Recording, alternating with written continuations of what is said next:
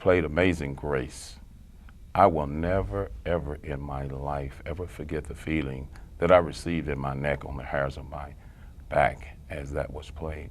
The most remarkable thing for me, and obviously I'm very shaded and opinionated in terms of Wayman, but he has been so remarkable in everything that he's done. Now, Fred, you have been there in the phases of his life from junior high, high school, transitioning to college, and the basketball and the music. Do you feel like you were like that confidant that he would often tell things that he wouldn't tell anyone else? I mean, you got a best friend, you grow up, you get together, at the age of, 14, 15, and, you have no idea that life's going to take you where it does. You have no idea. You're just playing ball, you're going to church, just having fun, looking forward to, Friday night dances at the high school. I mean, you have no idea that either one of your careers is going to be that successful, and that you're going to be, together, have, so many different seasons in life. So, it's just, as I reflect back on everything now, it seemed like it all went so fast. But we had a great time, some great nights all across the country.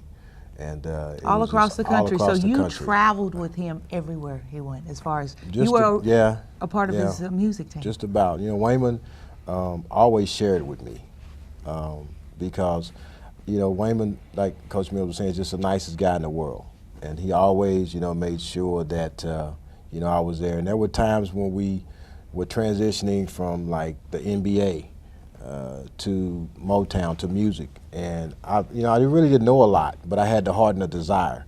And I would make crazy mistakes, and he would just kind of pat me on the back and say, "It's okay, man, it's okay." And, but once I picked it up, he knew I was going to be really hard and really fast. And a lot of my friends now like Fast Freddie, and I got there from working so fast from Wayman because, so much of what we did, having that relationship, we tried to keep between one another. So, if somebody dropped the ball, it was between he and I, in the sense that we didn't have to depend on a lot of outside entities. How would you describe his style of music? I would say a cross between, Wayman always, we grew up, like Coach Mills saying, on the Gap Band and Lakeside, and but he loved Stanley Clarke and the Stanley Clarke sound. So it was so ironic. I can remember us when we first started going out on the road, we'd have like 4 or 5, to 7 guitars.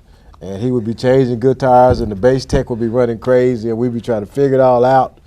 And then, maybe a year into it, I was like, Tiz, we got to get a profound sound, that Tobias seems to be the one that the crowd, because, when they're performing, you always say, well, if you have a good time on stage, they'll have a good time in the house. Well, a lot of times, you're not, past the first several rows, you're just into what's happening on stage. But I would notice the reaction that we would get from the sound of the Tobias, which was a Stanley Clarke sound. So I started, just preaching Tobias, Tobias, Tobias, and that ended up being his primary instrument. Now tell me about the fact that the CD that he was making, Rebound, he finished that in 21 days. Right. That's some spiritual stuff. And he went on a tour, 21-day tour. And this was well after the diagnosis that Yes. he had. The amazing thing that people who are just basketball fans don't realize is #1 on the Billboard chart for contemporary jazz, Wayman Tisdale. Right. I'll tell you, the funniest thing, man, was when Wayman finished Power Forward, which was the first record. We're in Phoenix with the Phoenix Suns. He signs with Motown. So you got the Phoenix Suns are like the Dallas Cowboys of the NBA, as the Dallas Cowboys are to the NFL, the Phoenix Suns. So we're trying to combine, this historic, black record company and the Phoenix Suns. And if only a person like Wayman could have done that, to get those two entities to come together, two giants, giants in the NBA, giants in the recording industry, to come together and mesh and have a wonderful relationship. But when Power Forward came out and the song Circumstance went #1, like instantaneously, like within 2 days. And Wayman was just kind of scratching his head like, wow, it really happened, you know, it really happened, you know, and people were buying records like crazy, and all of a sudden, you know, we used to, you know, getting up in the morning, going to practice, listening to the, you know, the sports talk show, you know, to see, you know, okay, did we win or we lose? You know, the NBA season's so long, you know, they love you today, they hate you tomorrow, they love you today, they hate you tomorrow. But, you know, now we're working out and we're listening to the record. We're not in the studio listening to it, it's on the radio. You know, and you know, that was awesome. NBA All-Star Weekend came to Phoenix that year, so it gave us a wonderful platform. We performed like 7 shows in 4 days, from the Hard Rock, Planet Hollywood to the Arizona Biltmore, Dan Marley's Club. We did the NBA Players' Wives. We did the Plaza with TNT with Bill Cosby, and the Harlem Boys Choir. And actually that night, it's like a 5,000 person, you know, event, and you know, you meet, you know, outside and you listen to the band, and then you go outside. I mean, go inside to hear Bill Cosby. Well, the people inside were actually complaining because the people were so amazed at the Wayman Tisdale show that they weren't even going inside to see Bill Cosby. They were staying outside to see us. Don't tell anyone that. And it was great. It was great. It was great, man. Coach Mims, you've been quoted as saying that Wayman had rock star status. Now, there's a stereotype that goes with this. How did he? I mean, he had the status, but how did that go against the stereotype of what we would most think of with a rock star? Because it was Wayman Tisdale, it was accepted, period. It was Wayman's deal.